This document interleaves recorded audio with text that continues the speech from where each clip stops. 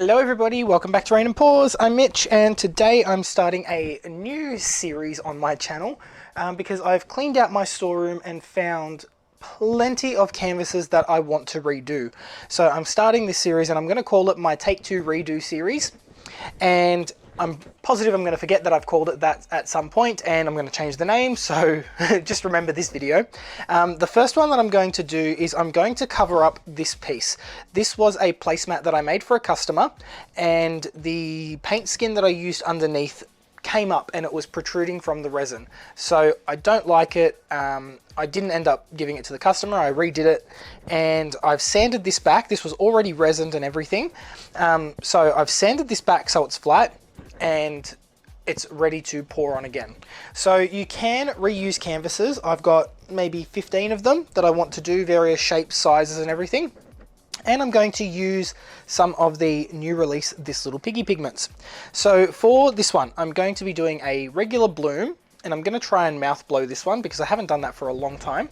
And I'm going to use the following colors. So the reason I've got a little bit of paint on here is there was a little hole that was formed in the resin. There was a bubble, so I've just filled it with the paint. Colors I'm going to be using, like I said, I'm using some of the newbies. So I've got Burnt Sierra, Persephone, Majesty and Axolotl. These are all going to be released this Friday, the 13th of October. Then I've got Velvet and two tube paints. I believe this one is Matisse Payne's Grey, and I have Matisse Southern Ocean Violet mixed with a little bit of maroon to make it a little bit deeper. Then for my cell activator, I'm using Triart Titanium White mixed with Australian Floetrol. So straight away, let's get going. Pillow paint I'm using is the British Paints Low Sheen Interior. I think it's all walls and doors, whatever it's called. Our standard Australian pillow paint. And we're going to get started. So I've put it into this container compared to my other container just to make sure it was the right consistency, because we do want it nice and thick. So because we're doing a bloom, I'm going to pour my pillow into the center and make sure that I have enough to cover 2/3 of the surface. So it doesn't look like it, but there is a nice thick pillow there, and this is exactly what you want your pillow to do. It should hold a nice sharp edge and shouldn't just bleed everywhere and run everywhere. I will add a little bit more around the outside just so that my entire surface gets covered. Now this has been taped up underneath because there is resin, there are drips, so I've just got to be careful when I spin this that it doesn't fly everywhere. The other thing I'm going to do is grab myself a waste cup so I can scrape all my drips into it. And we're going to spin this nice and slow so we don't get warping. So first color I want to lay down is my Australian Red Violet. This is a Matisse color. And I have made all of my colors quite thick. Reason being is last time I did a bloom, because I'm switching between the new pouring medium and the old pouring medium, so I managed to get some Taubman's Neutral Doors and Trims in Gloss from a person. I've got 9 litres of it, but because I'm so used to using the new pouring medium, I have to adjust all my consistencies again. So struggling a little bit with that, but we should be all good. The second color I'm going to put down is Axolotl. So the reason I'm doing this is the colors that you put down first are the ones that get seen the most. The middle ones tend to blend, and the ones on top, you'll see those directly under the cell activator. So I'm doing it this way. Oops, spinning everything around. Then after Axolotl, I'm going to put Burnt Sierra because I want that one closer to the bottom so that it goes over the top of my Australian Red Violet. So Burnt Sierra is Kathleen Osmore from Cos Creations' signature color. She loves her earthy tones. Then I'm going to put a little bit more of the Australian Red Violet. This is just going to give the pigments a bit of support in the middle. I'm going to put a tiny bit of the Payne's Grey here. Not too much because I want that to go on top. Then we're going to put Majesty.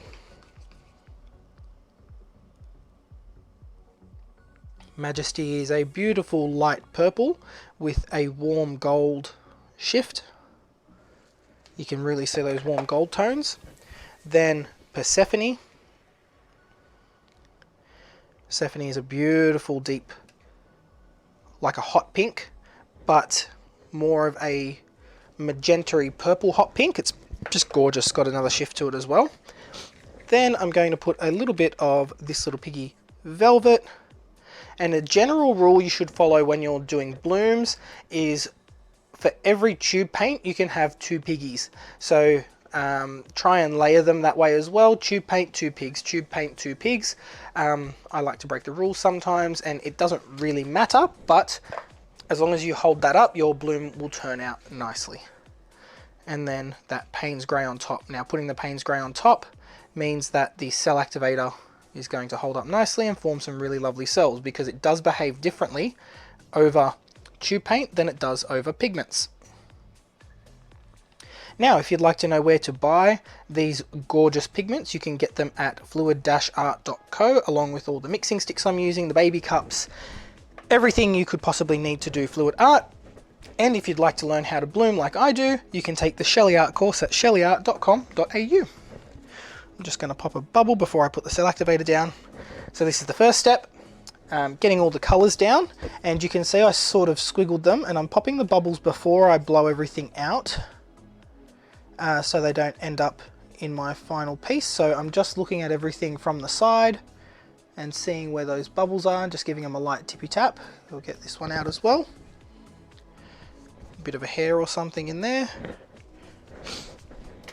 And now we're going to put down our cell activator, which is, like I said, our Tri-Art Titanium White mixed with Australian Floetrol. And we're going to put down quite a bit. You don't want to dollop your cell activator on, you want to put it down nicely so it floats on top. I'll put down quite a bit so I can blow this out. And now I'm going to mouth blow it, so excuse my head on the top camera, but I'll switch to the other one.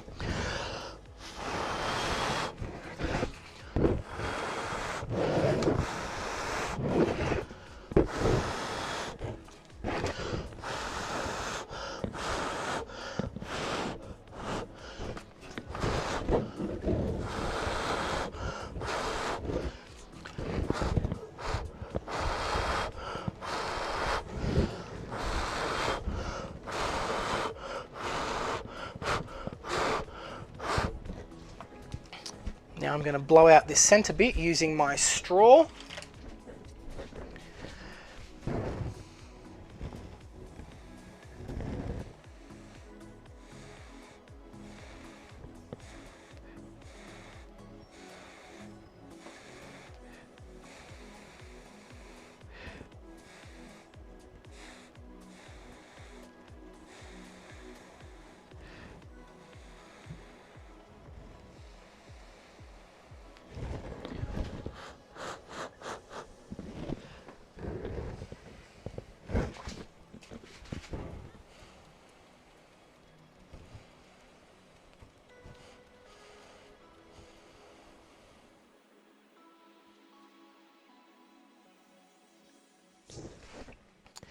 These colors look fantastic together, so we may end up with some big chunky lacing in the center, but we'll see how things go. So I'm just going to shift everything to one side first. So let's give it a gentle spin off center. That's going to bring all of our pillow this way. The whole design is going to shift to one side, and then I will recenter it and we will give it a proper spin to get all of that paint flowing.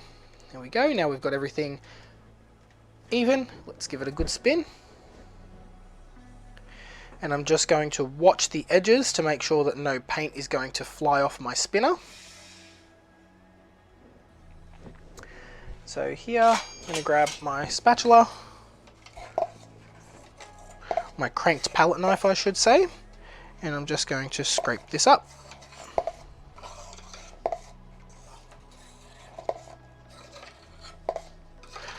Now I think we've got plenty of paint on there, I don't need to add any more to the corners. So I'm not going to. And let's just go with some gentle spins so that I don't get any warping. So the faster you spin, the more likely you are to warp everything, because remember we've got that paint sitting on the top, it's in layers. So one layer just has to shift over the top of another and then you'll get warped cells. So spin nice and slowly and you can avoid that as much as possible. Now I am going to shift this just off to one side slightly so that the paint moves towards this corner. And what this is going to do is, because we still have a lump of paint in the center, that's going to dry and that will warp everything as it sort of settles out. So by moving the whole weight off center first and then bringing it back, you're going to shift that mound ever so slightly and it's going to spin off rather than flatten out.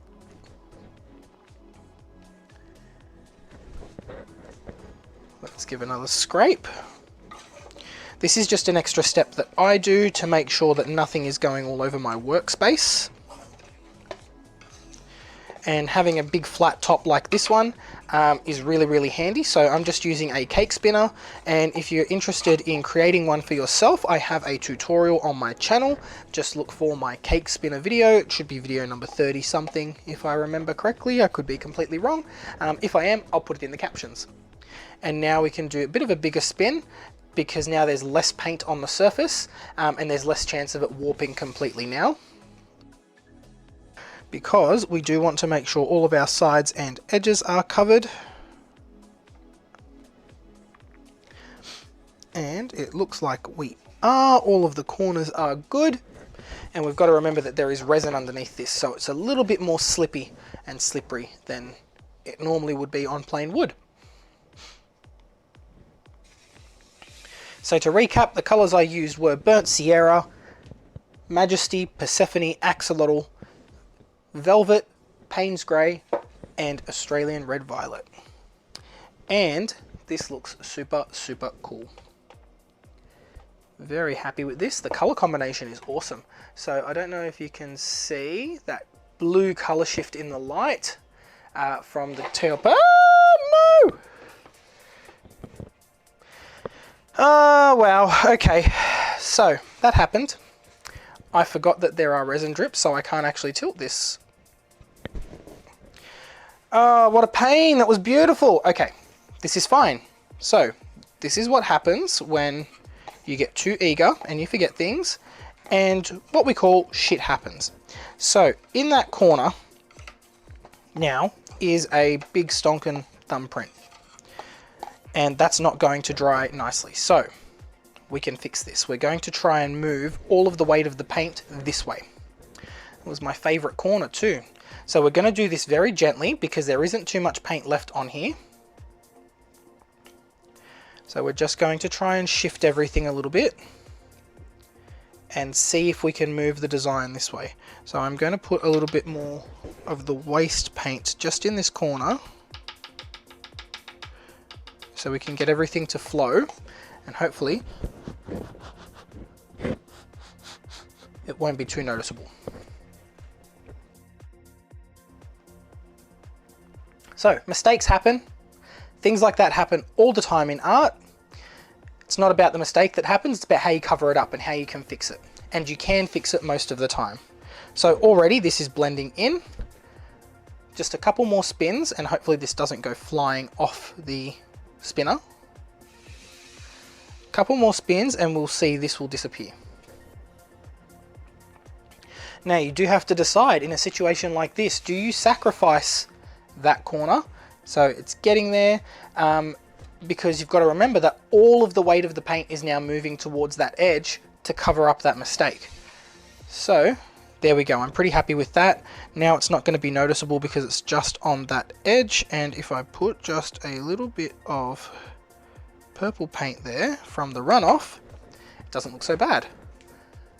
Mistake fixed. You would never know that I stuck my finger in that unless of course it was on video and you all watched it happen. So we're going to put this one aside.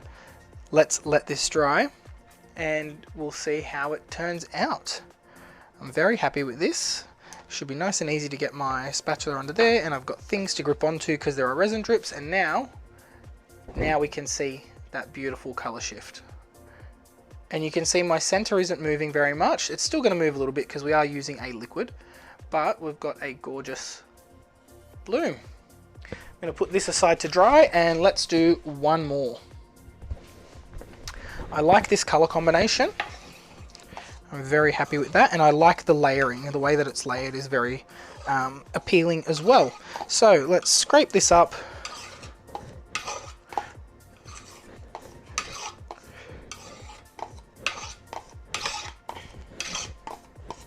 And what I like to do is wipe down my board in between. This is going to make sure that that thin layer of paint that's there doesn't dry and form lumps, so that when I'm scraping I can easily clean it up. Alright, and let's try another square this time. And this is a piece that I did as a cloud pour with the Vallejo Pearl Medium. Not happy with it, so I'm going to pour over it. So let's do our pillow paint. And there's something on the canvas there that I don't like. And I'm going to put down a little bit more pillow paint than usual because we're working with a square with deep edges. So rather than going 2/3, I'm going to go nearly the whole thing, just so I know that the edges are covered, and I will pour a little bit onto the corners because they can end up not being covered with these deeper pours. Oops, okay. And I'm just going to use my finger to make sure that paint gets there, and the paint is more likely to flow to those areas if they've already got a little bit of paint on them. Okay, and because we are covering up a pour, I'm going to use my house paint, which should be opaque or almost opaque, to cover the edges just before I spin anything out.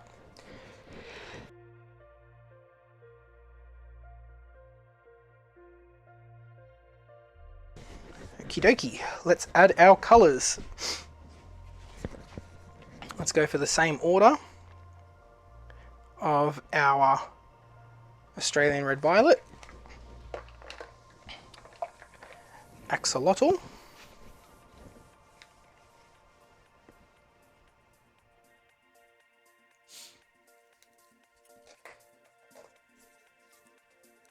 Burnt Sierra,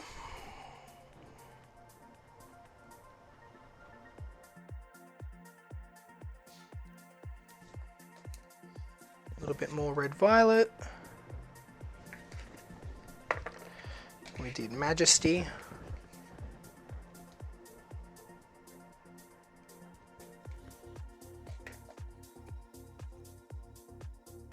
Persephone.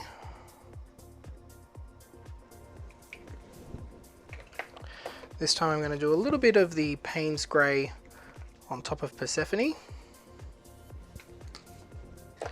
followed by Velvet. And this time I think I want a little bit more Axolotl on top, just so it's a bit more visible.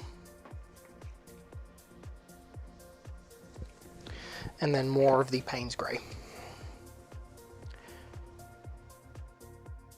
And with Payne's Greys and colours like this, they can vary greatly between brands. Some are more blue, some are more grey.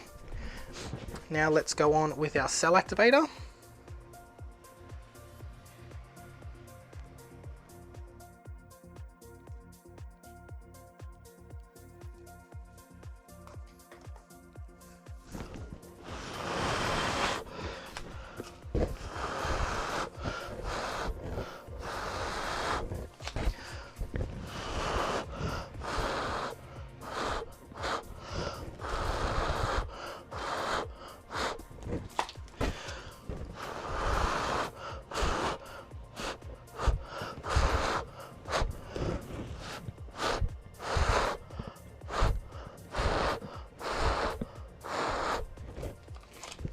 Beautiful. I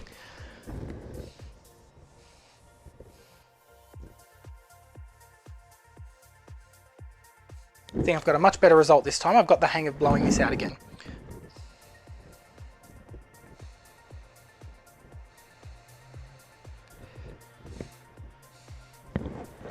So we'll just let those cells develop for a second, and you can see that the reaction is almost instant. You get those beautiful cells forming and that lacing. So now I'm just shifting my design to get it all centered. And now let's give this one a spin. Nice and gentle to start with. Let's see where the bloom is going. And I can see it spinning more to that side than this side, so we're going to move it this way. and get it slowly shifting to this edge.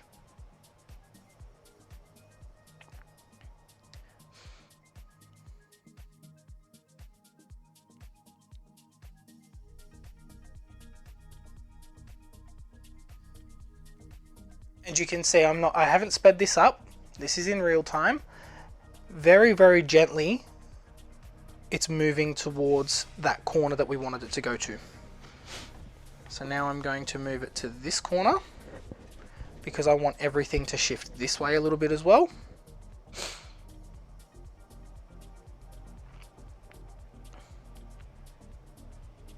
And you can see that blue band, I don't know if you can see it, the blue band on the edge is what's moving. And now that I'm happy with that, that should have redistributed the center weight as well. And we're going to give this a nice good spin to get everything shifting out. The way that the Payne's grey has mixed in with those purple colors is gorgeous over there. So pretty. So let's give it a good spin and get everything redistributed.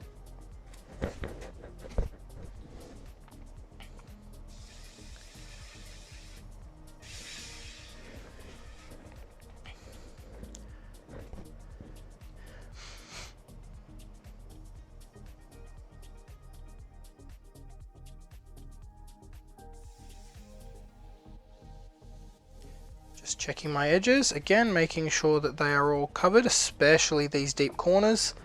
Remember, this is a cover up, so we want to make sure there's no evidence of that previous pour underneath, because it was a very different color scheme.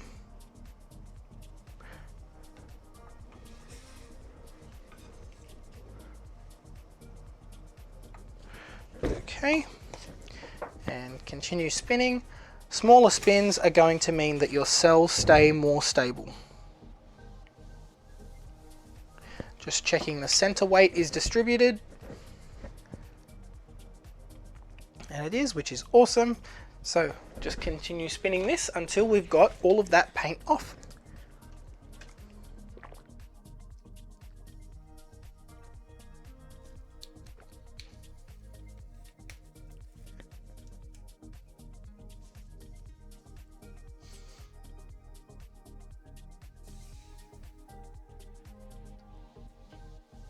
Beautiful. So naturally with bloom paints, the paint is a bit thicker